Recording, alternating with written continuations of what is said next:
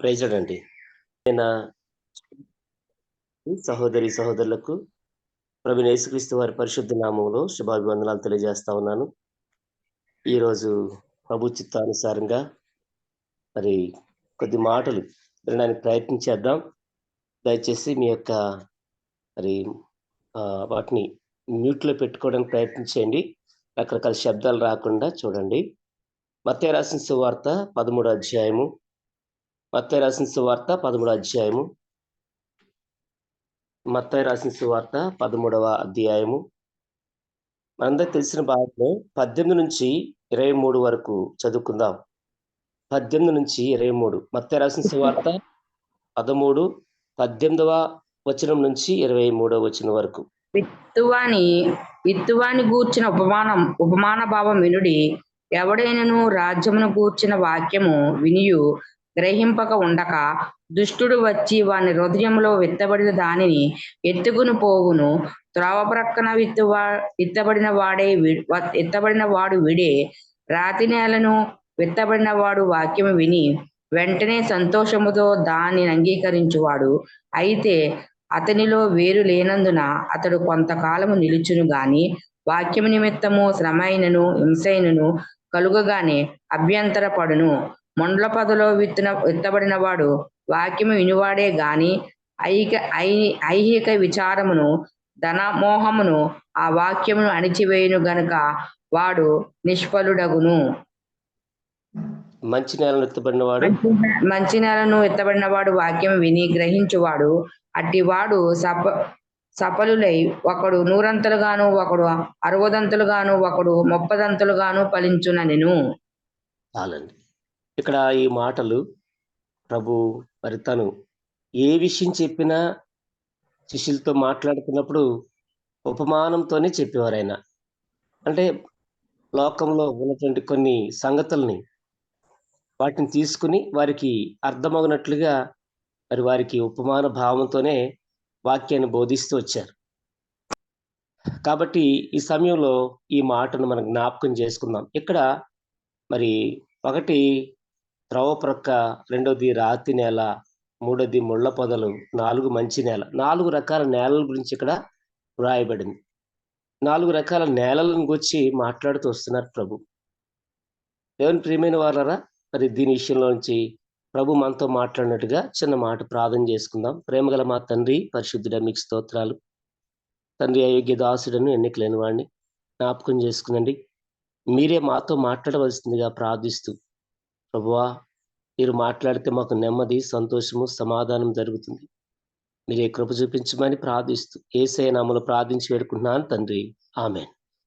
దేవుని ప్రియమైన వాళ్ళరా, ఇక్కడ మరి విత్తువాన్ని గుర్చినటువంటి ఉపమానం. మనం అనుకోవచ్చు, ఇదొకేదో ఉపమానం చెప్పాడు కదా, సాదృశ్యం చెప్పాడు కదా, లేకపోతే ఏదో ఒక మరి లోకంలో జరిగేటువంటి కొన్ని సంగతులు, వ్యవసాయదారులు చేసేటువంటి కొన్ని సంగతుల గురించి మాట్లాడుకుంటూ వచ్చాడు కదా అని మనం అనుకోవచ్చు. బైబిల్లో వ్యవసాయదారుల గురించి మాట్లాడారు ప్రభు. అలాగే కొన్ని గ్రామాల గురించి మాట్లాడారు, కొన్ని పట్టణాల గురించి మాట్లాడారు. అదేవిధంగా దేవుని ప్రియమైన వాళ్ళరా, ఆయన అనేక పక్షుల గురించి చెప్పారు. లేకపోతే మరి ఎన్నో గొర్రెల గురించి మాట్లాడుతూ వచ్చాడు, గొర్రెల కాపల గురించి మాట్లాడుతూ వచ్చాడు.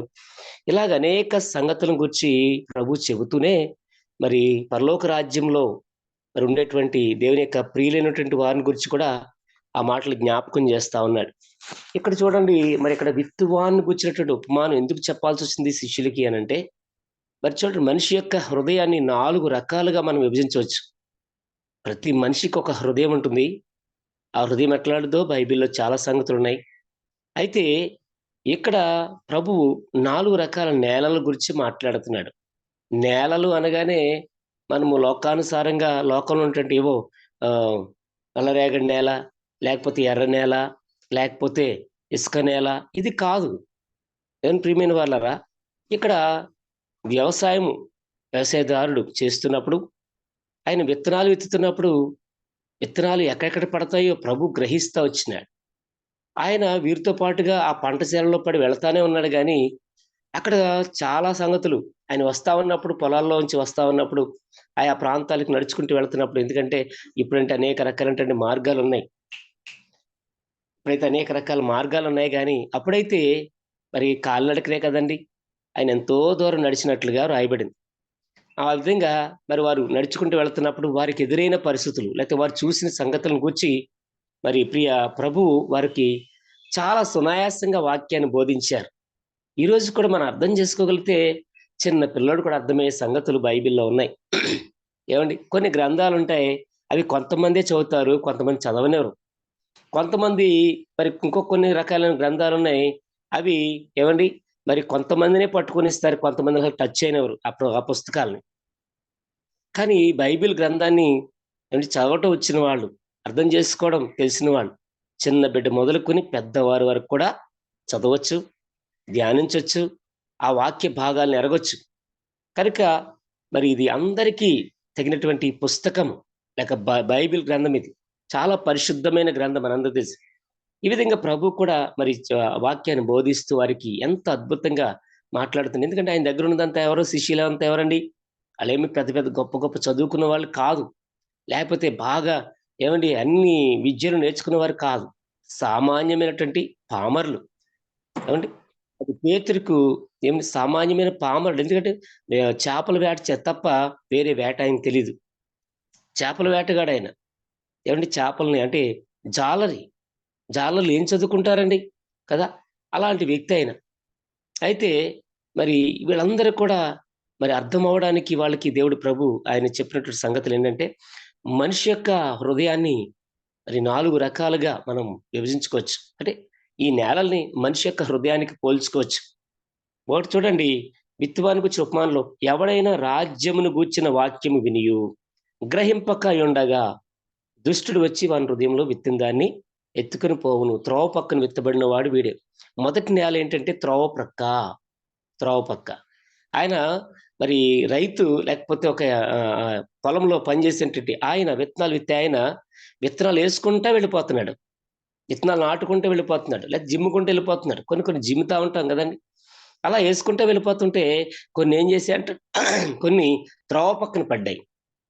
దారి పక్కన పడ్డాయి. వెంటనే దారి పక్కన పక్కనే పొంచి ఉన్నటువంటి ఎదురు చూస్తున్నటువంటి ఈ విత్తనాలు ఏస్తా ఉన్నప్పుడు వాటి కొరకు ఎదురు చూస్తున్నటువంటి ఎందుకంటే అక్కడ గోధుమల్ని విత్తుతారు. ఎవలు విత్తుతారు. ఇంకా అనేక రకాలైనటువంటి వాటిని విత్తుతారు. అలాంటి వాటి కోసము కాకులు చాలా రకాలైనటువంటి మరి ఇవి పక్షులన్నీ కూడా ఎదురు చూస్తా ఉన్నాయి. ఎప్పుడు వస్తాయా ఎత్తుకుపోదామని. అలా ఏస్తా ఉంటుంటే పక్షులొచ్చి ఎత్తుకుపోతా ఉన్నాయి. అందుకే ప్రభు అన్నాడు మరి ఈ వ్యక్తి ఎవరంటే ఏంటంట అంటే రాజ్యంను గూర్చి అంటే పరలోక రాజ్యం గూర్చి వాక్యం వినియు గ్రహింపక ఉండగా దుష్టుడు వచ్చి వాని హృదయంలో విత్తబడిన దాన్ని ఎత్తుకొని పోవును. త్రోవ పక్కన విత్తబడిన వాడు వీడే. ఈ త్రోవ పక్కన విత్తబడినటువంటి వ్యక్తి ఏమండి ఎవరయ్యా అంటే వాక్యాన్ని వింటాడు, ప్రార్థనకు వస్తాడు, ప్రార్థనలు అందరితో పాటు ఉంటాడు, అందరితో పాటే పనిచేస్తుంటాడు. కానీ వాక్యానికి ఏమండి మరి చెవి ఇవ్వలేడండి. వాక్యానికి హృదయాన్ని ఇవ్వలేడు. ఎలా ఉంటదంటే ఆయన యొక్క హృదయం మందిరంలోకి వస్తాడు కానీ మూత పెట్టినటువంటి బాటిల్ వలే ఉంటది. మూత పెట్టిన బాటిలు ఎన్ని నీళ్లు పోసినా ఎక్కడికొస్తాయంటే బయటకొచ్చేస్తే తప్ప లోపలికి వెళ్ళనే వెళ్ళం. ఆ రీతిగా అతని యొక్క హృదయము మూత పెట్టబడినట్లుగా, మూత వేయబడినట్లుగా ఉంటుంది. అందుకే ఎంత విలువైన విషయాలు చెప్పినా ఆ ప్రభువు చెప్పినటువంటి ఆ పరలోక రాజ్య సంగతులను గూర్చి అతడు గ్రహింపడంట. ఎవరండి ఇతను? త్రోవ పక్కన విత్తబడినవాడు. వస్తాడు, అందరితో పాటు కూర్చుంటాడు, చాలా ఆసక్తిగా వస్తాడు, సంతోషమే. కానీ వాక్యాన్ని గ్రహించడు గనుక ఆ వాక్యము శత్రువు ఎత్తుకుపోతాడు. చాలా మంది అంతే సంఘంలో ఈ రకమైనటువంటి బ్యాచ్ ఎక్కువ ఉంటారు. ఏమండి చాలా మంది మా సంఘంలో ఎంతమంది ఉన్నారు, ఎంతమంది అని చెప్పుకుంటాం కానీ దాంట్లో గ్రహించేవారు చాలా తక్కువ మందే. కనుక మరి ఎట్లా చెప్పగలవయ్యా అంటే ఎవరిలో అయితే వాక్యం ఫలిస్తదో వారు దేవుని కొరకు ఫలిస్తారు. దేవుని కొరకు ఆత్మీయంగా ఫలిస్తారు. ఏమండి పరిశుద్ధమైన జీవితాన్ని జీవిస్తారు. మరి మాట, పని, చూపు, తలంపులు వాళ్ళ యొక్క ప్రవర్తనలన్నీ కూడా అవే అతడు ఎట్లాగా దేవుని కొరకు ఉన్నాడో అది తెలియపరుస్తుంది. కాబట్టి దేవుని బిడ్డలారా మరి ఈ విషయాల్లో మనము చాలా నిజంగా చాలా సార్లు వాక్యం వింటున్నాం కానీ వాక్య ప్రకారం మనం జీవించలేకపోతున్నాం. ఇతడు చూడండి వాక్యం వింటున్నాడు, విన్నట్టే ఉంటాడు, నలుగురిలో ఉంటాడు, నిద్రపోవచ్చు, లేకపోతే అశ్రద్ధగా ఉంటాడు, వాళ్ళని వీళ్ళని చూస్తుంటాడు, ఆ స్టేజ్ని చూస్తుంటాడు. కొంతమంది ఎందుకెళ్ ఎందుకెళ్తారా అంటే అనేక రకాల సంగతులను చూస్తాకి వెళ్తారు తప్ప, ఏమండి, ఆ పాస్టర్ గారిని చూస్తాకో లేకపోతే అక్కడ కొన్ని పరిస్థితులు చూస్తాకి వెళ్తారు తప్ప వాక్యం కొరకినటువంటి మనసు వారికి ఉండదు. ఎందుకంటే లోకంలో చాలా మంది అనేక రకాల కార్యక్రమాలు చేస్తుంటారు, ఎన్నో ఫంక్షన్లు జరుగుతుంటాయి. ఆ ఏమండి, ఉదాహరణకి క్రైస్తవులు కూడా ఎన్నో సంగతులు ఉన్నాయి. మెచ్యూర్ ఫంక్షన్ అని, లేకపోతే బర్త్డే మీటింగ్ అని, మ్యారేజ్‌లని ఉన్నాయి గానీ, చాలా మంది ప్రజలొస్తారు. అదంతా కూడా క్రైస్తవ వివాహాల పద్ధతిలో జరుగుతాయి కానీ, ఒక్కడు గూడా వాక్యాన్ని వినడు. ఏవండీ? వస్తారు, మరి ఏమేం చేస్తాడు? సందడి సందడే తప్ప, వాక్యానికి కొంచెం కూడా అవకాశం ఇవ్వరు. మరి అలాంటి వారిలో వాక్యం ఎట్లా నిలుస్తుందయ్యా అంటే, వాక్యం నిలవనే నిలవదండి. కదా అండి? అలాగే మందిరాల్లో కూడా చాలా మందిగా వస్తారు కానీ, వాక్యము కొద్ది మందిలోనే ఫలిస్తుంది.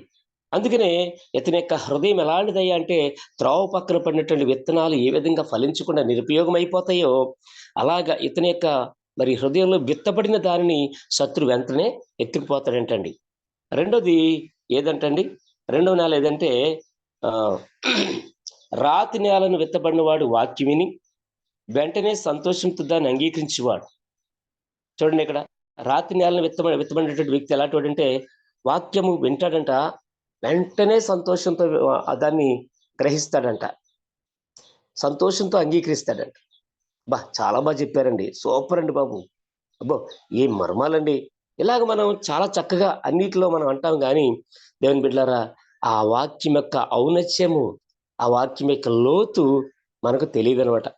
ఏవండి? అవి వినటానికి బానుంటాయి, లేతే రాసుకోవడానికి బానుంటాయి, లేకపోతే ఆ సంగతులన్నీ కూడా చాలా అద్భుతంగా అనిపిస్తది. కానీ, ఆ వ్యక్తి ఎలాంటి నేల కలిగినవాడంటే రాతి నేల. రాతి నేలలో పడినటువంటి విత్తనాలు ఏ విధంగా అయితే, ఎందుకంటే రాతి నేల ఏంటంటే పైకి విత్తనాలు వేసుకుంటూ వెళ్ళిపోతా ఉంటే కొన్ని రాతి నేలలో పడతా ఉన్నాయి. రాతి నేల అంటే పైకి మన్ను కనిపిస్తుంది కానీ లోపల బండలున్నాయి. రాతి నేల. ఏవండి? అందుకనే ఆ వాక్యం పడగానే అది మొలుస్తుంది గానీ, లోపలికి మాత్రం వేరు తన్నుకుని లోపలికి వెళ్ళడానికి అవకాశం లేదు. కారణం ఏంటంటే, దానికి అడ్డొచ్చేవేంటంటే రాళ్ళు, రప్పలు కదండీ! అవి ఈ వాక్యాన్ని లేకపోతే ఈ విత్తనాన్ని లోపలికి వెళ్ళకుండా చేస్తా ఉన్నాయి. ఆ వేర్లు లోపలికి వెళ్ళి, లోపల ఉన్న జీవాన్ని తీసుకొని, పైకి చక్కగా మరి అందంగా బయటకొచ్చి, ప్రభు కొరకు ఫలించడానికి లేకపోతే చక్కని యజమాని కొరకు మరి ఫలించడానికి అన్నట్లు లేకుండా చేస్తా ఉన్నాయి. మరి రాతి నేలను పడినటువంటి వ్యక్తి మరి ఎలాంటి వాడనేది చాలా భయంకర సంగతులున్నాయి. ఏవండీ, రాతి నేల అంటే ఏంటో మనం తెలుసుకోవాలా. ఈ రోజున క్రైస్తవ సమాజంలో ఎక్కువగా కనిపించేటువంటి నేల ఏదయ్యా అంటే ఇదేనండి. వస్తారు, సంతోషంగా వాక్యాన్ని వింటారు. కానీ ఏవండి, వారంటండి ప్రభు కొరకు ఫలించరంట. మొదటి నేలలో పడినటువంటి వాళ్ళెవరంటే, వాళ్ళు వస్తారు కానీ అశ్రద్ధ. ఇక సమస్య లేదు. వాళ్ళు వాక్యంకి రారు. ఏవో సంగతులు చూస్తాకొస్తారు. స్వస్థతలో లేదు ఇంకోటి, ఇంకోటి దానికోసం వస్తారు తప్ప, వాక్యం కొరకైనటువంటి భావన వాళ్ళకి లేదు గనుక, వెంటనే శత్రువు వచ్చి ఎత్తుకుపోతాడు. కాకులొచ్చి ఎత్తుకుపోయినట్టుగా విత్తనాల్ని శత్రువు పొంచి ఉంటాడు. వాడు వెంటనే వాక్యాన్ని ఎత్తుకుపోతాడు కనుకనే వాక్యం వాళ్ళలో నిలవదండి మొదటి నేల. రెండో నేల ఏంటంటే వాక్యం పడుతుంది. కాస్త అది వెంటనే మొలకెత్తదది కానీ ఏమవుద్దంటే, చూడండి అక్కడ రాయబడి ఉంటది. ఆయన ప్రభు ఎంత అద్భుతంగా ప్రకటిస్తున్నారు చూడండి ఆ మాటలు. వెంటనే రాతి విత్తబడిన వాడు వాక్యం విని వెంటనే సంతోషముతో దాన్ని అంగీకరించువాడు. అయితే అతనిలో వేరు లేనందున అతడు కొంతకాలం నిలుచును గాని వాక్య నిమిత్తము శ్రమైనను హింసైనను కలుగుగానే అభ్యంతరపడు. అభ్యంతరపడును. చూసారండి?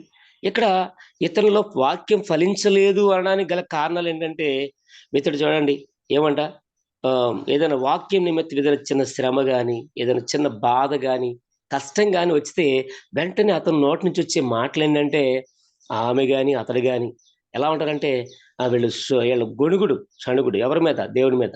దేవుని మీద. దేవుడిని నమ్ముకున్నాం. ఏంటిది? అంటే నిలవలేరండి వాక్యము. అంటే వాక్యం ఎవరిలైతే ఉండదో వారు కష్టమొచ్చినా, శ్రమొచ్చినా, బాధొచ్చినా కనీసం నిలబడలేరటండి. నిలవలేరట. ఎందుకంటే వేరు లోతుగా లేదు గనుక అది నిలవదు. ఎందుకంటే అక్కడ అంటాడు, సూర్యరశ్మొచ్చి వాటి మీద పడగానే వెంటనే వేరు లోతుగా లేనందున అది వెంటనే మాడి పాడైపోతాయంట. ఆ విత్తనాలు మొలిచాయి కానీ వేరు లోపలికి వెళ్ళనన్న ఏమైపోయిందంటే వేరు లోపలికి వెళ్తే లోపల నీరు తీసుకుంటాయి, దాన్ని బట్టి ఫలిస్తాయి. లోపలికంటే వెళితే అది పైన ఎటువంటి పరిస్థితులు వచ్చినా కానీ అది నిలబడుతుంది. పైనే ఉన్నది ఏమవుద్దంటే వెంటనే పడిపోతాయి. చూడండి కొన్ని కొన్ని ఉంటాయి మనకి, మర్రి చెట్లని, లేకపోతే కొన్ని ఉంటాయి చాలా ఊరంతా అలిమేసుకుంటాయి, పెద్దగా పెరిగిపోతాయి. కానీ దేవుని బిడ్డలారా, పెద్ద గాలి, జస్ట్ గాలి వస్తే చాలు పడిపోయే చెట్లు చాలా ఉన్నాయి. కానీ తాడి చెట్లు, కొబ్బరి చెట్లు కొన్ని ఉంటాయి. అవి చూడండి, అవి చూస్తానికి ఆ పైనే ఉన్నట్టు ఉంటాయి కానీ లోపల కంటే వేరు వెళ్ళడం వల్ల అవి ఎంతలాంటి గాలొచ్చినా గానీ అవి పడనే పడవు కదండి. కొన్ని చెట్ల పరిస్థితి అదే. ఇక్కడ సంగతి చూస్తే గనక ఇతడు రాతి నేల పడినట్టు విత్తనాలు విత్తబడినటువంటి వ్యక్తి. ఎవరికి పోలుస్తున్నామంటే దేవుని బిడ్డలారా, వాక్యాన్ని వింటాడు గాని శ్రమ వచ్చినా కష్టం వచ్చినా వెంటనే దేవుని విడిచిపెట్టే రకాలు. ఈ బ్యాచ్ చాలా ఎక్కువ ఉంటారు కదండి. అందుకే చూడండి ఈ రోజున నార్త్ ఇండియాలో మన మణిపూర్‌లో జరిగినటువంటి కొన్ని సంగతులను బట్టి, అదే గాకుండా అదిగో మరి దేవుని వ్యతిరేకులైనటువంటి కొంతమంది తీసుకొచ్చిన కొన్ని పరిస్థితులను బట్టి ఎంతోమంది ఈ రోజుకే ఏవండీ మరి ఆ కష్టాన్ని, ఆ బాధను తట్టుకోలేక క్రైస్తవ్యంలో నుంచి మరలా అన్యులుగా మారిపోయిన వాళ్ళు చాలా మందున్నారండి. చాలా మందున్నారు. వీళ్ళలో ఏమి లేదంటే వీళ్ళకి వాక్యం లేదు. వచ్చారు, ప్రభువుని నమ్మారు, అన్నీ సాఫీగా ఉన్నంత సేపు మాత్రమే వీళ్ళు భక్తి చేస్తారు తప్ప, కష్టమొచ్చినా, బాధొచ్చినా వీళ్ళ ప్రభు దగ్గర నిలబడలేరు. దేవుని యొక్క సంఘంలో నాటబడలేరు. ఏవండీ? అంతేకాదు రాతి నేలను గూర్చినటువంటి సంగతులేంటంటే, రాతి నేల, ఆ రాళ్ళు దేనికి సంబంధించినటువంటి విషయాలంటే గనక మార్క్స్ వార్త మార్క్స్ వార్త 7:21లో రాస్తాడు. మనందరికి తెలుసు, మనిషి యొక్క హృదయంలో నుండి అని రాస్తాడు చూడండి. 7:21 చదవండి. మార్క్స్ వార్త 7:21. లోపల నుండి చదవండి. అనగా అనగా మనుషుల హృదయంలో నుండి దురాలోచనలను, జారత్వములను, దొంగతనమును, నరహత్యలను, వ్యభిచారులను, లోభములను చదవనండి. చదవండి. లోభములను, చెడుతనములను, కృత్రిమములను, కామ వికారములను, మత్సరములను, దేవదూషణయు, అహంకారమును, అవివేకమును వచ్చును. హ్మ్. ఈ ఇక్కడ చెడ్డవనియు లోపల నుండియే బయలువెళ్ళి మనుషుని అపవిత్రపరచునని ఆయన చెప్పెను. చూసారండి? ఇవి చూడండి. ఇవేంటంటే ఒక ఆయన వాక్యం చెబుతూ మాట్లాడుతున్న సందర్భాలేంటంటే, ఇవి రాళ్ళు. ఒక వ్యక్తి యొక్క హృదయంలో ఉన్నటువంటి రాళ్ళు. ఇలాంటి రాళ్ళు ఒక వ్యక్తి యొక్క జీవితంలో ఉన్నప్పుడు, ఆ రాళ్ళు ఏం చేస్తాయంటే వాక్యాన్ని లోపలికి వెళ్ళనివ్వవు. ఎంత విలువైన వాక్యం చెప్పనివ్వండి, ఎంత గొప్ప గొప్ప సేవకులు రానివ్వండి, పేరు మోసిన సేవకులు రానివ్వండి, అభిషేక్తి లేని వారిని రానివ్వండి. మాకు అంత మంచి సేవకుడిచ్చాడు, ఇంత మంచి సేవకుడిచ్చాడు, అబ్బో పలానండి చెప్పుకుంటాను తప్ప, వాళ్ళు విత్తనటువంటి విత్తనాలు కనీసం లోపలికి వెళ్ళకుండా మన లోపల కొన్ని రాళ్ళు అడ్డుకుంటున్నాయండి. ఒకవేళ వాక్యం వింటున్న వారు కావచ్చు, లేకపోతే సంఘాల్లో ఉన్నవారు కావచ్చు. చాలా పరిస్థితులు ఉన్నాయి. ఏవండి? మరి ఈ రాళ్ళు కనిపించట్లా. పైకి మాత్రం బానే ఉంది. పైకి మాత్రం చదునుగా ఉంది. లోపల అంతరంగంలో దాగున్న రాళ్ళు మాత్రం కనిపించట్లేదు. అబ్బా! అక్క మంచి చీర కట్టుకొచ్చింది. అన్న మంచి మంచి బట్టలు కట్టుకొచ్చాడు. అబ్బో! ఈళ్ళ మంచి పొజిషన్ అండి. వాళ్ళు అదండి, వీళ్ళు ఇదండి. అన్నీ బావుంటాయి చెప్పుకోవడానికండి. కానీ దేవుని ప్రియమైన వాళ్ళారా, లోపల దాగున్నటువంటి రాళ్ళు ఏంటంట 7:20లో రాయబడింది మార్క్స్ వార్తలో. ఏమంటాడంటే మనుషుల హృదయం నుండి అనగా లోపల నుంచి ఏమొస్తున్నాయంటే, లోపల నుంచి అనగా మనుషుల హృదయంలో నుంచి చెడు దురాలోచనలు. ఇవి బయటికి కనిపించేవి. లోపలుంటాయి ఈ రాళ్ళు. ఇవి తీసుకోరీళ్ళు. ఈ రాళ్ళు తీసుకోరు. దురాలోచనలు, దొంగతనములు, దొంగతనములను, అన్నీ చెప్తానండి. ఏవండి జారత్వములు అంటే అర్థం ఏంటంటే, చింత చచ్చినా పులుపు సావదంటారు చూసారా? చింత చచ్చినా పులుపు సావదు. ఎంత దేవుని సన్నిధికొచ్చినా, ఎన్ని సంవత్సరాలు మనకి ఏవండి, నేను ఇన్ని సంవత్సరాలుగా మందిరానికెళ్తున్నాను, ఇన్ని సంవత్సరాలుగా నాకు ఎక్స్‌పీరియన్స్ ఉందని చెప్పుకున్నా, వాళ్ళ జీవితంలో నిజమైనటువంటి లోతైన మారుమనసు అనుభవం వాళ్ళకి ఉండదండి. వారిలో ఉన్నటువంటి ఏ చెడుతనాన్ని, ఏ అపవిత్రతను విడిచిపెట్టరండి. పైకి భక్తి గలవారమని చెప్పుకుంటారు. వీళ్ళేంటంటే జనాలను చూసి చేసే భక్తి, జనాలను బట్టి వెళ్ళిపోయే భక్తి. కానీ వ్యక్తిగతంగా దేవునికి దగ్గరగా ఉంటారంటే ఉండరు. ఎందుకంటే ఏ లోపాన్ని వీళ్ళు సరి చేసుకోరు. ఏ పాపాన్ని విడిచిపెట్టరు. ఒప్పుకుంటారు 10 మందిలో. ఏవండీ అన్ని మామూలుగా ఉంటాయి గానీ, మరలా ఆ పరిస్థితులొచ్చినప్పుడు జారిపోతారు, పడిపోతారు. ఆ యొక్క మరి వ్యక్తుల మధ్యలో ఉన్నప్పుడు వెంటనే లోబడిపోతారు. ఆ ఆచారాలకు కావచ్చు, ఆ తలంపులకు కావచ్చు, ఆ క్రియలకి ఏమైపోతారంటే వీళ్ళు లోబడిపోతుంటారు. ఇవి రాళ్ళు అంటున్నాడండి. కాబట్టి ఒకటి మరి దురాలోచనలు భయంకరమైన ఆలోచనలండి. దురాలోచన మనకు తెలుసు.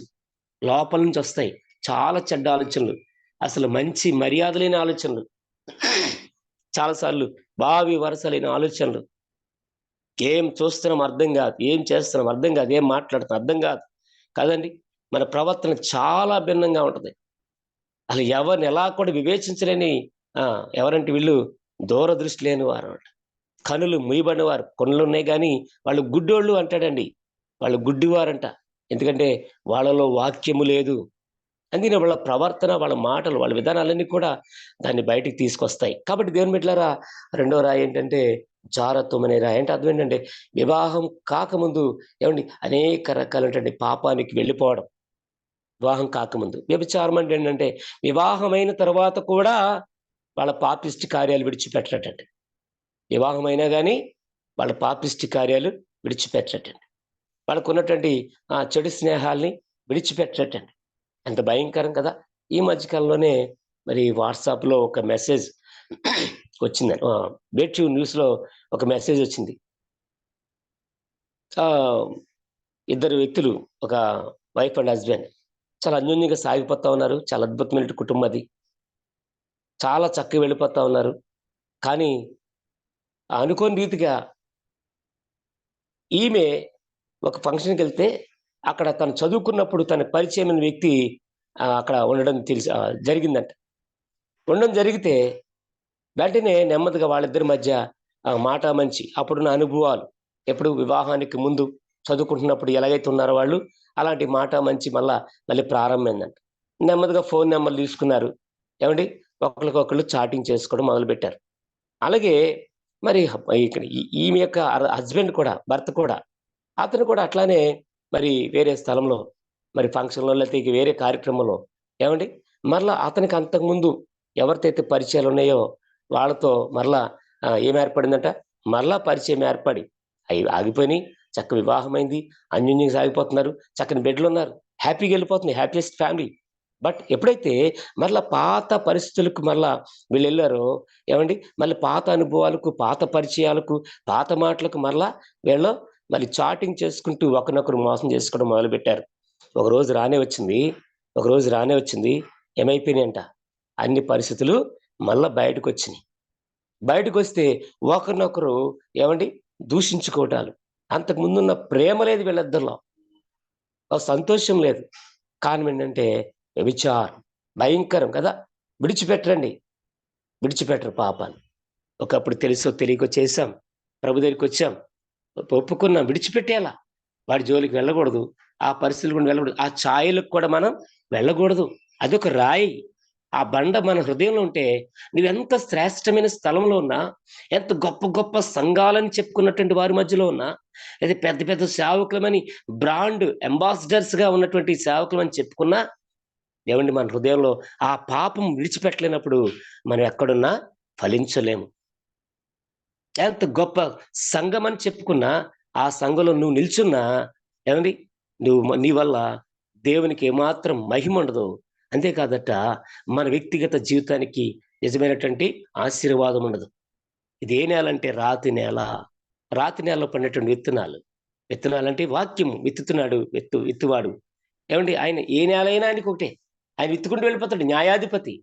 కానీ వాక్యం పడినప్పుడు దాన్ని రిసీవ్ చేసుకోవడానికి ఏమడ్డొస్తున్నాయంటే ఈ నేలకి ఏవండీ రాళ్ళడ్డొస్తాయి. ఎన్నున్నాయో చాలా ఉన్నాయక్కడ. 13 ఉన్నాయి. 13 దుర్గుణాలున్నాయి. ఏవండీ చాలా చెడ్డవున్నాయి. అవన్నీ ఒక్కోటి మనం వివరించుకుంటూ వెళ్తే టైం సరిపోదు దేవుని బిడ్డలారా. ఒక రోజులో, ఒక గంటలో, ఒక అర్ధ గంటలో అయిపోయేది కాదండి. ఒక్కొక్క సంగతి మనం తెలుసుకోవాలి. మనం అనుకుంటాం ఇవన్నీ మాకు తెలుసు కదా! చదువుతున్నావు. కానీ వాటిని లోతుగా నువ్వు గ్రహించట్లేదు. అది ఆల్రెడీ ఆ స్టోన్ లేకపోతే ఆ రాయి నీలో ఉన్న సంగతి, మనలో ఉన్న సంగతి మనం గ్రహించలేకపోతున్నాం. గుడ్డివారిగా వెళ్ళిపోతున్నాం తప్ప, ఈ పాపము నాలో ఉంది గదా! అని గ్రహించలేకపోతున్నాం. అంటే వాక్యము లోపలికి వెళ్ళట్లేదనమాట. ఎక్కడో ఏదో రాయి ఏం చేస్తుంది మనల్ని అడ్డుకుంటుంది. ధనమోహం కావచ్చు, లేకపోతే ఇంకా రకరకాలు కావచ్చండి. ఏది ఏమైనా. ఇవన్నీ మనం అడ్డుకుంటున్నాయి. ఇవి పరలోక రాజ్యానికి వెళ్లకుండా మనలను అడ్డుకునే సంగతులన్నీ మనం గుర్తించాలి. మూడో రకమైన నేల ఏంటంటే, మూడో రకమైన నేల ముండ్ల పొదలు. ముండ్ల పొదలు చూడండి. మూడో రకమైన నేల ఏంటంటే ముండ్ల పొదలు. ఎక్కడంటే 22వ వచనం. ముండ్ల పొదలు మొండ్ల పొదల్లో వెత్తబడిన వాడు వాక్యం వినువాడే గాని ఐహిక విచారమును ధనమోహమును ఆ వాక్యమును అణిచివేయును గనుక వాడు నిష్ఫలుడగును. ఇక్కడ ఇతను ఎవరంటే గనుక దేవుని బిడ్డలారా, వీడు ముళ్ళ పొదలు. పైకి విత్తనాలు వేసేసాడు, విత్తనం మొలిచింది, పెరిగింది. ఏమండి, కానీ అది ఇంకా పైకి పెరిగి ఏపుగా ఎదిగి చక్కగా పువ్వులు పూసి కాయలు కాయడానికి అన్నట్లు అది అడ్డుకునే కొన్ని శక్తులు ఉన్నాయి. వాటిని ముళ్ళ పొదలు అన్నాడు ఆయన. ముళ్ళ పొదల్లో పడ్డది, అక్కడ కూడా విత్తనాలు ఎదుగుతాయి, కానీ అవి మొలుస్తాయి, కానీ అవి పైకి ఎదగలేవు ఏపుగా. ఎందుకంటే అప్పటికే కొన్ని ముళ్ళ పొదలు ఏమైపోయినాయి, ఎదిగిపోయి ఉన్నాయి. అవన్నీ కూడా చుట్టూ కూడా బూజరమంటూ ఉండిపోయినాయి. కాబట్టి ఈ విత్తనం లోపల పడినప్పటికీ కూడా అది బయటికి రావడానికి, ఫలించడానికి అవకాశం లేకుండా ఏం అడ్డుకుంటున్నాయంటే దేవుని బిడ్డలారా, ముళ్ళ పొదలు అడ్డుకుంటున్నాయి. అందుకని ఆ విత్తనాలు కూడా ఏమైపోతున్నాయి, నిరుపయోగం అయిపోతున్నాయి, ప్రయోజనం లేకుండా అయిపోతున్నాయి, ఉపయోగం లేకుండా అయిపోతున్నాయి. ఇవేంటంటాడంటే అక్కడ ధనమోహము, రెండోది ఐహిక విచారాలు. ఐహిక విచారాలు అంటే ఏంటండి? ఏమి తిందుమా, ఏమి త్రాగుదమా, ఏమి ధరించుకుందామా, లోకంలో ఏం సంపాదించుకుందామా. చూడండి, ఉంటారండి క్రైస్తవులు అని పేరుకు మాత్రమే. నేను అదే చెప్తున్నాను. ఎంత నువ్వు బ్రాండ్ అంటే మీకేం తెలుసండి పాస్టర్ గారు, మీకు అంతా పోసేసి 100 మంది కూడా ఉంటారండి. అక్కడికి వెళ్తేనండి లక్షలు ఉంటారండి ప్రజలు, లక్షల కొద్ది ప్రజలు ఉంటారండి. ఏమండి, అంతేకాదు దేవుని బిడ్డలారా, మనుషులను చూసి సేవనంచినా వేస్తారండి చాలా మంది. కానీ ఒక రోజున దేవుని బిడ్డలారా, దేవుడు జల్లెడ పట్టుకుని జలించినప్పుడు ఎవరుంటారనేది, ఎంతమంది ఉంటారనేది ప్రభువే దాన్ని లెక్కిస్తాడు. మనుషులను బట్టి సంఘ సేవకుడి పని కాదండి. ఏమండి, దేవుని బిడ్డలారా గమనించండి, మనుషులకు కావాల్సి దేవుడిస్తాడు. అయితే ఇక్కడ చెప్పేది ఏంటంటే, ఎంతో గొప్ప సంఘాలు, గొప్ప నాయకుల మధ్యలో మేము ఉన్నామని చెప్పుకుంటారు. ఏమండి, మాకండి ఫలానాయన స్థాపించాడండి, మాకండి మా సంఘం ఏంటనుకుంటున్నారండి, ఫలానాయన స్థాపించాడండి అంటున్నారు. నేను మొన్న ఒకసారి ఒక అబ్బాయితో మాట్లాడాను. తమ్ముడు ప్రార్థనకి వెళ్తున్నావా అంటే, వెళ్తున్నానన్నా అన్నాడు. ఎక్కడికి వెళ్తున్నావు అంటే, నేను నిడదవోలు వెళ్తున్నానన్నా అన్నాడు. నిడదవోలు తమ్ముడు, ఏమ్మా మీ ఊర్లో మందిరం లేదంటే, ఉందన్నా, ఉంది, కానీ నేను నిడదవోలు వెళ్ళిపోతున్నానన్నా అన్నాడు. నిడదవోలు ఎక్కడ తమ్ముడు అంటే, హోసన్నా మందిరం అన్నా అన్నాడు. హోసన్నా అన్నాను. అవునన్నా, బ్రాండ్ అన్నా అన్నాడు. ఏంటంటే అది హోస్ అన్నది ఏమైపోయింది, ఇప్పుడు బ్రాండ్ అయిపోయింది. హౌస్ అన్న బ్రాండ్. అలాగే కొంతమంది అంటారు ఆర్సిఎం బ్రాండ్. అలాగే ఏమండి, ఆర్సిఎం అంటే ఏమనుకుంటారు, ప్రారంభంలో అది మొట్టమొదటి వచ్చిన సంఘం అండి. కొంతమంది మేమన్నా లోదర్ అనండి, మాకు ఏంటనుకుంటారు, లోదర్ గారంటే మార్టిన్ లోదర్ గారంటే ఎందులో నుంచి వచ్చారండి ఆయన? ఆర్సిఎం నుంచి బయటకు వచ్చి బైబిల్ తీసుకొచ్చి ఆయన తెచ్చాడు. ఎప్పుడన్నా బైబిల్ తీసుకురావడం కాదు, బైబిల్ గురించి ఎప్పుడన్నా అన్యులకి సాక్ష్యం ఇచ్చావా? ఆయన బైబిల్ తేవడానికి ప్రాణాలే తెగించాడు ఆయన. ఆ భక్తుల గురించి మనం చెప్పుకుంటాం, కానీ వాళ్ళ అనుభవాలు మన జీవితంలో ఉండవండి. కొంతమంది ఉంటారు బైబిల్ మిషన్, దేవదాసయ్య గారి గురించి మాట్లాడతారు. మరి ఆయన వల్లే మోకాళ్ళ అనుభవం నీకుందా? ఆయన గొప్ప ప్రార్థనాపరుడు. ఆయన ఏమండి, సన్నిధి అనే అనుభవాన్ని నేర్పిన వ్యక్తి ఎవరంటే మరి దేవదాసయ్య గారు. ఆయన గురించి వెళ్తావు, ఆయన గురించి మాట్లాడినప్పుడల్లా ఏమండి, యేసు ప్రభు కంటే ఎక్కువగా ఆయన నామానే స్మరిస్తావు. నీ కొరకు నా కొరకు ప్రాణం పెట్టిన ప్రభు కంటే ఎక్కువగా వీళ్ళ పేర్లే మనం చెప్పుకుంటున్నాం. కానీ హోసన్న మందిరానికి వెళ్తే యేసన్న గారి పేరే తప్ప యేసు ప్రభు పేరు రాదండి. దేవుని బిడ్డలారా, చాలా రేర్ అండి. అంత భయంకరం చూడండి. అలాగే కొన్ని సంఘాలు ఉన్నాయి, బక్సింగర్ సంఘాలు ఉన్నాయి. ఏమండి, ఎవరి పేరు వస్తుందండి? మేము బక్సింగ్ సహవాసం అండి, మేము హెబ్రోన్ సహవాసం అండి. ఎందుకండి? ఆ భక్తుని యొక్క అనుభవాలు నీలో లేనప్పుడు నీవే సంఘంలో ఉంటే ప్రయోజనం ఏంటి? ఎంత గొప్ప సంఘాలని పేరు పెట్టుకున్న వాటిలో నువ్వు ఉంటే ప్రయోజనం ఏంటి? కాబట్టి దేవుని బిడ్డలారా, అందుకనే ఇలాగా ఉన్న వాళ్ళు ఎవరు పరలోకం వెళ్ళరు. కానీ వాక్యం రాయబడింది, ఫలించేవాడే. ఇక్కడ చూడండి, ఐహిక విచారాలు, ఏమి తిందుమా, ఏం పోవాలండి. ఎంత గొప్ప సంఘంలో ఉన్నా ఏం పోవంటండి, ఎప్పుడు ఈ సంపాదన కొరకే భూమి మీద ఒకరోజు ఇవన్నీ విడిచిపెట్టేస్తాము, ఇవన్నీ వాస్తవం కాదు, ఇవి శాశ్వతం కాదని ఎరిగినా వాటి మీదే దృష్టి మనం. పొద్దున్న లేస్తే సాయంత్రం పడుకునేంత వరకు ఏమి తిందుమా, ఏమి త్రాగుదమా, ఏమి ధరించుకుందుమా, ఎంతో మంది బట్టలు లేని వాళ్ళు ఉన్నారండి. వాళ్ళ గురించి మాట్లాడరండి వీళ్ళు. మన బీరువాల నిండా ఎన్నెన్నో బట్టలు మరి మగ్గిపోతూనే ఉంటాయి. కనీసం కట్టి పడేసిన చీర కూడా పేదవాళ్ళకి ఇవ్వడానికి ఇష్టపడరండి. వాటిని కూడా అమ్ముకుంటారండి. దేనికండి? సెకండ్ హ్యాండ్ బట్టలకి అమ్మేసుకుంటారండి కొంతమంది. ఎందుకో తెలుసా? ఆ డబ్బులు కూడా ఏం చేయాలి ఆళ్ళు? తినేయాల. కనీసం వాళ్ళు ఇప్పి పడేసినటువంటి చీరలు కూడా లేకపోతే బట్టలు కూడా కనీసం పేదవారికి ఇవ్వడానికి ఇష్టపడరండి. అదే సంఘానికి ఎంతోమంది పేదవారు కూడా వస్తా ఉంటారు. పాపం ఆళ్ళకి సరైన చీర ఉండదు, సరైన వసతులుండవు, సరైన బట్టలుండవు. ఎన్ని బట్టలున్నా ఏవండీ వాళ్ళకి వాళ్ళే సర్దేసుకుంటారు తప్ప, కనీసం పేదవాళ్ళున్నారే, మన దగ్గరికొస్తున్నారే, మనల్ని ఆదరిస్తున్నారే, మనకు సహాయం చేస్తున్నారే, మనతో అంటిపెట్టుకున్నారే అనేటువంటి వాటి విషయాలు కనీసం గ్రహించని సేవకులు ఉన్నారు. ఏవండీ సేవకురాండ్రున్నారు. అలాగే విశ్వాస గృహాల్లో ఉన్నటువంటి అనేక మంది ఉన్నారు. వీళ్ళు ఫలిస్తారు. అంటే వీళ్ళు మరి విత్తనాలు పడుతున్నాయి, అవి పెరుగుతున్నాయి, పెద్దవవుతున్నాయి గానీ అవి ఫలించట్లేదు. కారణం ఏంటంటే ఐహిక విచారాలు, ధనమోహం ఏం చేస్తుందంట? వాళ్ళని అణిచివేస్తా ఉంది దేవుని బిడ్డలారా. వాళ్ళు అణిచివేయబడుతున్నారు.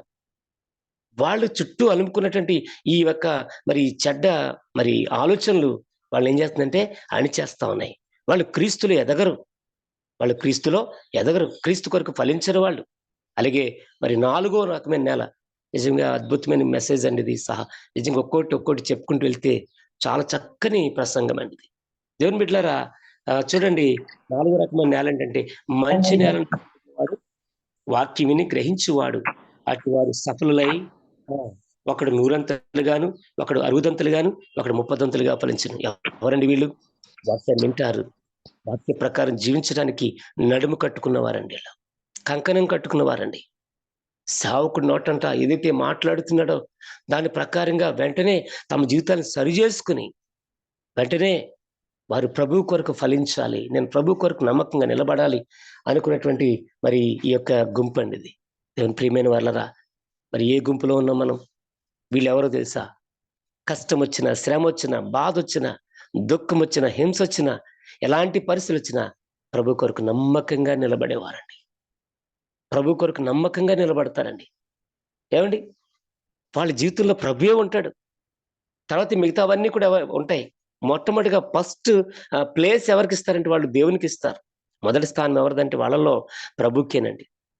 దేవుని బిడ్డలారా, కానీ చాలా మందికి ఉంటాం ఎవరిని సాటిస్ఫై చేయాలా, ఎవరిని తృప్తిపరచాలా, ఇదే ఆలోచనలు. కానీ ప్రభువుని తృప్తిపరచాలనే సంగతి చాలా మందికి ఉండదు. నేను పరిచర్య చేస్తున్నాను, నా ద్వారా నా ప్రభు ఏమవ్వాలా?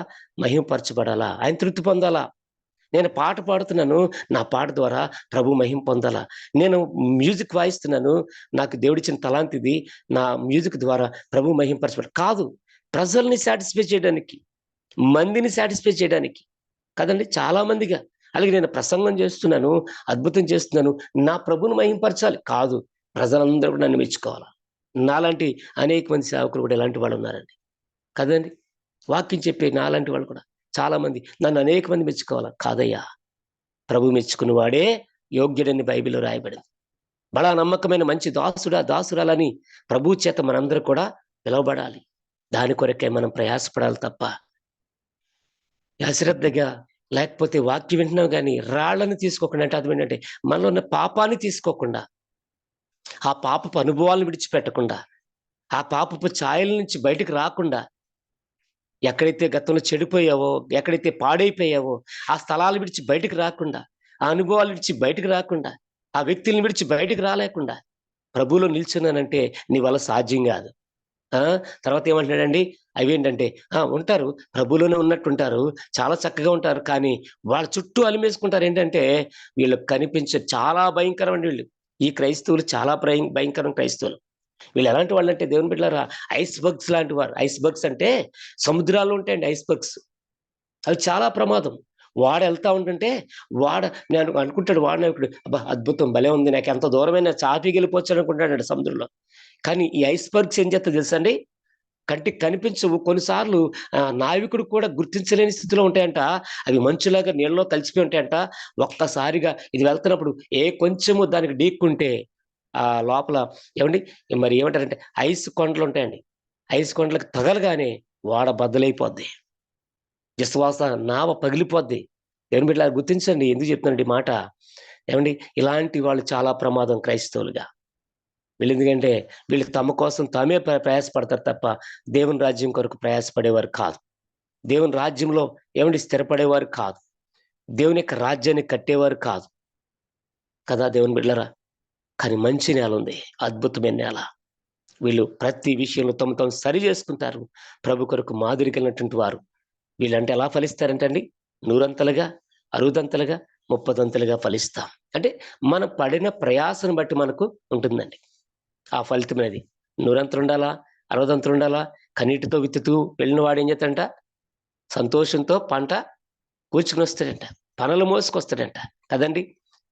కాబట్టి దేవుని బిడ్డలారా, మరి ఎవరైతే ఈ విధంగా తమ జీవితాన్ని భక్తి మార్గంలో ప్రభు చిత్తానుసారంగా మరి భద్రపరుచుకోవడానికి వాక్యానుసారంగా సరిజేసుకుని ఎప్పటికప్పుడు అద్దంలో సరిజేసుకున్నట్లుగా మనం ముఖం చూసుకుని సరిజేసుకున్నట్లుగా మన అంతరంగ హృదయంలో ఉన్నటువంటి ప్రతి పాపాన్ని, లోపాన్ని సరిజేసుకుంటూ ప్రతిరోజు దేవునికి సమీపంగా జీవించేవారు ప్రభు కొరకు నూరంతలుగా ఫలిస్తారు, అరుదంతలుగా ఫలిస్తారు, ముప్పదంతలుగా ఫలిస్తారు. కాబట్టి దేవుని బిడ్డ మనం కూడా అలాగుండాలని పరిశుద్ధాత్మ దేవుడు ఈ దినంలో అంతమందు మనకు ఈ విషయాల్ని హెచ్చరిస్తున్నాడు. దేవుడి మాటలు దీవించును గాక. నాకు అవకాశం ఇచ్చినటువంటి మరి సంజయ్ గారికి, అలాగే విక్టర్ బాబాయ్ గారికి, ఇంకా ఎవరైతే ఉన్నారో వారందరికి కూడా ప్రభు పేట మీకు వందనాలు తెలియజేస్తూ నా మాటలు ముగిస్తున్నాను. థ్యాంక్ యూ అండి. వందనాలు పాస్టర్ గారు. చక్కటి వాక్యం మరి ఉదయకాల సమయంలో వివరించారు. మరి 4 రాత్రి నెలల గురించి చెప్పారండి. మరి మొదటగా వేసిందేమో మరి మంచి నేల మీద పడిన విత్తనాల గురించి, అలాగే మొలలో పడిన విత్తనాల గురించి, రాతి నేల మీద పడిన విత్తనాల గురించి చక్కగా వివరించారు. నాలుగు వాటి గురించి కూడా చక్కగా వివరించిన విజయ్ కుమార్ అయ్య గారికి వందనాలండి. మంచి వాక్యం వివరిస్తున్నందుకు అయ్యగారికి వందనాలు. వాక్య నిమిత్తం వందనాలండి. వాక్య నిమిత్తం ప్రార్థన చేసుకుందాం. మన మధ్య బాబు గారు ప్రార్థన చేస్తారు. తర్వాత అయ్యగారు ముగింపు ప్రార్థన చేసి ఆశీర్వాదం ఇవ్వండి. ఎవరికైనా ప్రార్థన అవసరం ఉంటే చెప్పండి అమ్మా. ప్రార్థన అవసరం చెప్పండి. చక్కని వర్తమానం అందించిన అయ్యగారికి వందనాలు తెలియజేసుకుంటున్నామండి. వాక్యం అనుదినము వారం అంతా కూడా ప్రతి వారము వచ్చి మాకు అనుదిన ఆహారం పెడుతూ ఉన్నారు. అయ్యగారికి వందనాలండి. అలాగే వాక్యం నిమిత్తం చిన్న ప్రార్థన చేసుకుందాం. వందనాలు అయ్యగారు. వందనాలండి. వందనాలు. వాక్యం నిమిత్తం ప్రార్థన చేసుకుందాం. మహాపరిశుద్ధుడు నా రాజేశయ్య, మీకు వందనాలు, స్తోత్రాలు తండ్రి. మీ ఘనమైన నామానికి స్తుతులు, స్తోత్రాలు చెల్లించుకుంటున్నాం ప్రభువా. ఇదిగో తండ్రి, ఉదయకాల సమయంలో ఇంతవరకు తండ్రి అయా నీ మహిమకరంగా జరిగించుకున్నారు. మీకు వందనాలు, స్తోత్రాలు తండ్రి. అయా ఇదిగో ఉదయకాల సమయంలో చేసిన ప్రతి ప్రార్థన ఆలకిస్తున్నారని మేము నమ్ముచూ ఉన్నాం తండ్రి. అయా ఇదిగో తండ్రి, అనేకమైన అంశాలతో ప్రార్థన చేస్తూ ఉన్నాం. ప్రతి అంశాన్ని బట్టి దీవించండి, ఆశీర్వదించండి, కృప చూపించండి తండ్రి. అయ్యా సర్వోన్నతుడా, యేసయ్యా మీకు వందనాలు, స్తోత్రాలు తండ్రి నాయన. ఇది ఇంతవరకు తండ్రి నాయన గొప్ప కార్యము జరిగించారు. అలాగే నెట్వర్క్ విషయంలో, సిగ్నల్ విషయంలో తండ్రి నాయన ఇదిగో తండ్రి నాయన ఆటంకపరచక తండ్రి నాయన ఇదిగో తండ్రి ముందుకి కొనసాగించారు తండ్రి. అయా వందనాలు, స్తోత్రాలు తండ్రి. దైవజనులు తండ్రి నాయన అయ్యగారు మరి ప్రభువా చెప్పిన వాక్యాన్ని బట్టి దీవించండి, ఆశీర్వదించండి. అయా వాక్యం విని వెళ్ళివారము కాకుండా వాక్యానుసారంగా మేమందరము జీవించడానికి సహాయము చేయమని ప్రార్థన చేస్తున్నాం తండ్రి. అయా ఇదిగో తండ్రి, రాతి నేలన పడిన విత్తనాలు ఎలా నాయన మొలుస్తాయో తండ్రి నాయన, మొలవకుండా తండ్రి నాయన వెండిపోతూ ఉంటాయి. అయా ముళ్ళ పొదల్లో ఉన్నాయి తండ్రి నాయన. ఇదిగో తండ్రి నా రాజేశయ్యా నాయన దాన్ని ఆయన పీకి వేస్తూ ఉంటారు తండ్రి. అయా ఇదిగో తండ్రి నా రాజేశయ్య, మంచి నేల మీద పడిన విత్తనాలు తండ్రి నాయన ఫలించి అభివృద్ధి పొందుతాయి తండ్రి నాయన. అయా ఇదిగో తండ్రి, అటు రీతిగా తండ్రి అయా మేమందరము తండ్రి నాయన ఫలించే విత్తనాలుగా ఉండడానికి సహాయము చేయమని ప్రార్థన చేస్తున్నాం. ప్రతి ఒక్క బిడ్డ తండ్రి నాయన ఇదిగో తండ్రి ఫలించే చెట్టుగా, ఫలించే విత్తనాలుగా తండ్రి నాయన ఇదిగో తండ్రి నాయన నీకు ఇష్టమైన రీతిగా మేమందరము జీవించడానికి సహాయము చేయమని ప్రార్థన చేస్తున్నాం తండ్రి.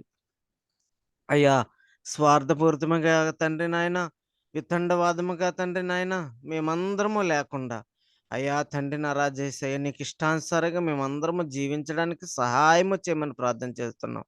అయ్యా ఇదిగో తండ్రి నా రాజు యేసయ్య ఉదయకాల సమయంలో తండ్రి నాయన ఇదిగో తండ్రి నాయన నా రాజు యేసయ్య చెప్పబడిన వాక్యాన్ని బట్టి దీవించి ఆశీర్వదించండి.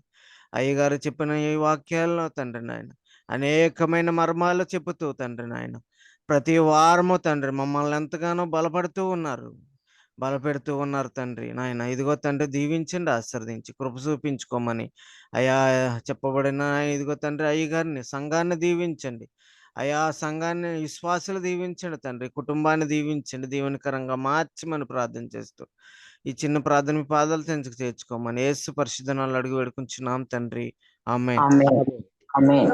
ఆమేన్. స్తోత్రం స్తోత్రం స్తోత్రం. ప్రార్థన చేసినట్టు బాబు గారు వందనాలండి. వందనాలు. వందనాలు. ముగింపు ప్రార్థన చేసుకుందాం. ప్రార్థన అవసరం చెప్పండి అమ్మ సరోజిని గారు. లేదు చెయ్య కాలిందండి అయ్యగారు. అమ్మా అందుకేమో గడ్డ ఒకటి వేసింది అయ్యగారు. అది బాగా నొప్పిగా ఉంది, జ్వరం వచ్చేసిందండి. మరి దానికోసం ప్రార్థన చేయండి అయ్యగారు. ఎవరికమ్మా? మీకేనా? సరోజిని కొంచెం ఆహాహా, అయ్యో సరేనమ్మా, సరే. సరోజిని ఇంకెవరన్నా? గారు ప్రార్థన చేయండి. మా పెద్ద పాపకు కూడా మందులు వాడుతుందండి. తనకి స్టమక్ పెయిన్ బ్లీడింగ్ అయిపోతుందా, డాక్టర్లు ఏమో రెస్ట్ కావాలంటున్నారంట. మరి లేడీస్ కి రెస్ట్ ఎక్కడ దొరుకుతుందండి? ఇంట్లో పెట్టి చూసుకోవాలి, భర్తను చక్క పెట్టుకోవాలి కదండి. నిన్న కూడా హాస్పిటల్కి వెళ్తే రెస్ట్ తీసుకోమ్మా అంటుందంట. మరి మా ప్రార్థనలో పెట్టండి అయ్యగారు. అమ్మాయి పెట్టుకోసం ప్రియాంక అమ్మాయి పేరు. అమ్మా అలాగండి. ప్రార్థన చేయండి. కళావతి గారు వాళ్ళ మనవడికి మ్యారేజ్ సెట్ అయిందండి. వరలక్ష్మి గారు మనవడండి. అవలేదండి. వరలక్ష్మి గారు మనవడు. సారీ, అవలేదండి. ఓకే అండి, ఓకే అండి. అదే జేపీ బ్రదర్ గారు మళ్ళీ జూమ్ లో వాడబడిలాగా ప్రార్థన పెట్టండి. కొద్ది బలహీనంగా ఉన్నారు. అదేనండి. లీటర్ బాబు గారేమో మరి ఉద్యోగం కోసం అప్లై చేసుకున్నారంట. ఆయన ఆర్థిక పరిస్థితి వల్ల చాలా ఒత్తిడి అయిపోతున్నారండి పాపం. అలాగే అండి, అలాగే అండి. మనకు జాబ్ ఆయన మరి అప్లికేషన్ పెట్టారు. ఆ జాబ్ ఆయనకి వచ్చేలాగా ప్రార్థనలో పెట్టండి, దేవుని చిత్తం అయితే. సరేనండి, సరేనండి. అలాగండి. ఓకేనండి. ప్రేమ నమ్మకం కలిగిన మా ప్రియ పరలోకపు తండ్రి, పరిశుద్ధుడ మీకు స్తోత్రాలు చెల్లిస్తున్నాను. అత్యంత కృపగల మా తండ్రి, దేవా ఎంత గొప్ప దేవుడు. ఈ ఉదయ కాలంలో కూడా నీ మాటలు నా తండ్రి వినడానికి, నీ పాటలు పాడడానికి, నిన్ను ధ్యానించడానికి, ఆరాధించడానికి దేవన తండ్రి నేను జూమ్ మీటింగ్ ద్వారా మాకు అనిపించిన గొప్ప మార్గం కొరకై స్తోత్రాలు చెల్లిస్తున్నాను. దేవా ఎంతో మంది ఉన్నారు, ఇంకా పడకల మీదనే ఉన్నారు తండ్రి. మాకు ఎంత భాగ్యం ఇచ్చినావు దేవన తండ్రి. ప్రియమైన బిడ్డలు ఎప్పటికీ నా తండ్రి, మీ ప్రియులు నా తండ్రి విక్టర్ బాబు గారి ద్వారా ప్రారంభించబడిన ఈ పనిలో ఎంతో మంది సహోదరులు పాలు పొందుతూ నేను 4 గంటలకే నా తన ప్రభ మేల్కొని దేవా నా తన అనేక మంది కొరకు ప్రార్థిస్తున్నారు, ఆరాధిస్తున్నారు, కొనియాడుతున్నారు. నాయన దేవా ఈ పరిచయం చూస్తున్నందుకు వందనాలు ప్రభ. నా తండ్రి ఇటు నీ యొక్క శ్రేష్టమైన బిడ్డలతో అయోగ్య దాసుడని ఎన్నికలేని వాడైనా నాకు కూడా నా తండ్రి ప్రభ అవకాశం ఇచ్చినందుకు స్తోత్రములు దేవా. నా తండ్రి వాక్యం చెప్పిన నేను ఏదో గొప్పవాడిని కాదు కానీ ప్రభా, ఇది నీ గొప్ప కృప నాయన, నీ గొప్ప నా తండ్రి ప్రభ ప్రేమ. అందుకే స్తోత్రాలు చెల్లిస్తున్నాను. ప్రేమైన తండ్రి, మా అందరినీ మీరు చూస్తున్నారు. మేము ఆత్మీయంగా ఫలించాలని, ఆత్మీయంగా మీలో ఉన్న తండ్రి ప్రభ తృప్తి పొందాలని, ఆత్మీయంగా మేము నాయన తండ్రి మీలో సాగిపోవాలని మా పట్ల మీరు చూపిస్తున్న ప్రేమ తండ్రి. జూమ్ మీటింగ్లో ఉన్న వారందరూ కూడా జ్ఞాపకం చేసుకునండి. నేను వాక్యాన్ని వారి జీవితంలో ఫలింపచేయండి. శత్రువు ఎత్తుకుని పోకుండా కాపాడు ప్రభా. త్రోవ పక్కన విత్తబడినటువంటి విత్తనాలు ఆయన తండ్రి ఏ విధంగా ఫలించవో ఎంతో మంది జీవితాలు అట్లానే ఉన్నాయి. తెవాన తండ్రి ప్రభా, రాతి నేలను పడినటువంటి విత్తనాలు ఏ విధంగా అవి కూడా ఫలించవు, నిష్ఫలజం నతని ప్రభా, నిష్ఫలితమైపోతాయి ప్రభు. అట్లాంటివి నతని నేల కలిగినటువంటి వారిని కూడా, అట్లాంటి వ్యక్తిత్వాలు కలిగిన వారిని కూడా విడిపిస్తారమ్మని ప్రార్థిస్తున్నాను. అవి భయంకరమైన పాపాలు పాపం. ఆ రాళ్లను మేము తీసుకోవాలా దేవా, అప్పుడే మేము ఫలిస్తాం. సహాయం చేయండి దేవర తండ్రి. మూడవదిగా ముళ్ళ పొదలు. అయ్యా మేము బాగానే ఉంటాం, కానీ దేవ మాకు తెలియకుండానే దేవతని భయంకరటువంటి ప్రతి ప్రభా ఆలోచన ద్వారా, మా యొక్క ప్రవర్తన ద్వారా, స్వార్థపూరితమైనటువంటి పరిస్థితులను బట్టి దేవ మాలో అలుముక్కుపోయినటువంటి ప్రభా కొన్ని నా తండ్రి ప్రభా ముళ్ళ పొదలు దేవా, ఈ భయంకరమైనవి దేవా తండ్రి.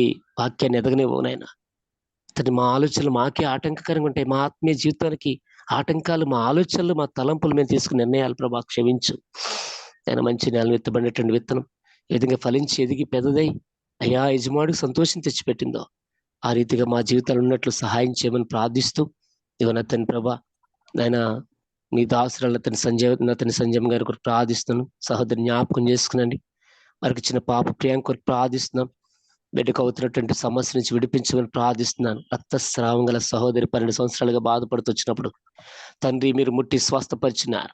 నీ స్వస్థపు చెంగు ముట్టి వెంటనే ప్రభామే స్వస్థ చిత్రాలైంది. విశ్వాసము తను బాగు చేసింది ప్రభు. ఈ రోజైనా తను ఒక అద్భుతమైన కార్యం నీ కుమార్తె పట్ల జరిగించండి బాబు. ఒక ఉన్నతమైన కార్యాన్ని జరిగించండి నేను. ఓ దేవుని తండ్రి ఆ కడుపు మీద తండ్రి పనిచేస్తున్న ప్రతి బలహీనపరిచే ఆత్మను యేసు నామములో బ్రేక్ చేస్తున్నారు తండ్రి. దేవ నీ బలమైన హస్తము నీ కుమార్తెకి విడుదలిచ్చిన గాకని ప్రార్థిస్తుంది. సహాయించండి. అలాగే తన నెమ్మది సమాధానం దయచేసి బిడ్డను దీవించండి, ఆశీర్వదించండి బాబు. కృపనివ్వండి నాయన, కృపతో నింపండి. అలాగే తన ప్రభా అయ్యా మరి ఈ సమయంలో వరలక్ష్మి గారు వారి యొక్క మనడు కొరకు ప్రార్థిస్తున్నాం. సహాయించండి, కృప చూపించండి. నీ చిత్తం ఎక్కడుందో అక్కడ వారికి బయలుపరిచి ఒక అద్భుతమైన వివాహం జరిగించమని ప్రార్థిస్తున్నాం. సహాయించండి. అలాగే తన ప్రభా సరోజిని గారి కొరకు ప్రార్థిస్తున్నాను. ఇది ఆసరాలు మరి మరి చెయ్యి కాలి, అంతేకాకుండా ప్రభా గడ్డలు వచ్చి చాలా ఇబ్బందిగా ఉన్నారు. స్వస్థపరచండి, నెమ్మది సమాధానం దయచేయండి. సంపూర్ణ స్వస్థ చిత్రాలను చేయమని ప్రార్థిస్తున్నాను. నెమ్మది కలుగును గాక అని ప్రార్థిస్తున్నాను. ప్రతి గాయం యేసునామములో కట్టబడును గాక అని ప్రార్థిస్తున్నాను. తండ్రి సహాయించండి బాబు. నాయన నా తండ్రి ప్రభా అలాగే విక్టర్ బాబు గారు మరి నాయన నా తండ్రి దాసుడు ఎంతో ఇట్టి సువార్త పనులు ముందుకు వెళుతుండగా దేవ మరి తనకు కూడా జీవనోపాధి కొరకై ఉద్యోగం అవసరమేంటుంది ప్రభా. విషయాలు మీరు సహాయించండి, అద్భుతం చేయండి. ఆర్థికపరమైన ఇబ్బందులు అయ్యా నా తండ్రి గతంలో హెల్త్ ఇష్యూస్ వచ్చి ప్రభా ఎంత ఇబ్బంది పడ్డారు. అలా ఎంతో నా తండ్రి ప్రభా అమౌంట్ నా తండ్రి నష్టపోతూ వచ్చారు. తిరిగి ప్రభా నీ కుమారుడి విషయంలో అద్భుతం చేయండి ప్రభా. వాటి నుంచి విడిపించండి, ఆర్థిక సమస్య నుంచి విడిపించండి. ఇవి కుటుంబములను ప్రభా అణిచివేస్తాయి ప్రభా. విడిపించమని ప్రార్థిస్తున్నాను. ఆత్మీయంగా ఫలించుకొని చేస్తే బాబు ప్లీజ్. నీ దాసుడు తన ప్రభా ఇంకా అధికంగా నీ కొరకు వాడబడేదాని కొరకు ఆ సమస్య నుంచి విడిపించమని ప్రార్థిస్తున్నాను. ఈ చిత్తమైతే జాబ్ విషయంలో అద్భుతం చేయండి, కృపనివ్వండి. అలాగే తన ప్రభా మరి జేబీ గారి కొరకు ప్రార్థిస్తున్నాను. వారిని కూడా జ్ఞాపకం చేసుకునండి. గతంలో వాడబడ్డారు, పాటలు పాడారు, అన్నీ ఉన్నాయి ప్రభు. కానీ ఇప్పుడు మాట్లాడలేని స్థితులు ఉన్నారు. అయ్యా మేము ఆయన కోసం ప్రార్థన చేస్తూనే ఉన్నాం. ఒక అద్భుత కార్యం ఆయన పట్ల జరిగించండి, మహిమ పొందండి. అయ్యా నేనున్నవాడని రుజువుపరుచుకోవాల్సిందిగా ప్రార్థిస్తున్నాను. ఈ జూమ్ మీటింగ్ లో మరి అనేక మంది ఉన్నారు బాబు. వారందరికీ కూడా సమస్య నుంచి విడిపించండి. కొంతమందికి వేళ బయటికి చెప్పలేకపోవచ్చు ప్రభా. తండ్రి వారి అంతరంగాలు చూస్తున్నావు, విడిపించండి, సమాధానపరచండి. మీరే మహిమ పొందమని ప్రార్థిస్తూ మా ప్రియ రక్షక తండ్రి నాయన మరి నాయన చంటిబాబు గారి కొరకు అలాగే ఆశీర్వాదం గారి కొరకు ఇంకా అనేక మంది సేవకులు ఉన్నారు. మరి నేను హైదరాబాద్ నుంచి కూడా సహోదరి వారి కొరకు ఇంకా అనేక మంది వారి పరిచయాల కొరకు ప్రార్థిస్తూ ఈ జూమ్ మీటింగ్ ఇంకా విస్తరింప చేయమని యేసయ్య ఘనమైన నామములో ప్రార్థించి వేడుకుంటున్నాను తండ్రి. ఆమేన్. ఆమేన్. ప్రైజ్ లార్డ్ అయ్యా. Praise lord. Praise lord. ఆశీర్వాదం ఇవ్వండి అయ్యగారు. ఇప్పుడు మన తండ్రి దేవుని యొక్క ప్రేమ, ఆయన కుమారుడు యేసుక్రీస్తు ప్రభువు వారి యొక్క కృప, పరిశుద్ధాత్మ దేవుని యొక్క అన్యోన్య సహవాసం, సమాధానం మనకును సర్వలోకన పరిశుద్ధులకును ఆయన కృప కొరకు ఎదురు చూచి వారికి నిత్యము తోడై నడిపించును గాక. ఆమేన్. ఆమేన్. ఆమేన్. ప్రైజ్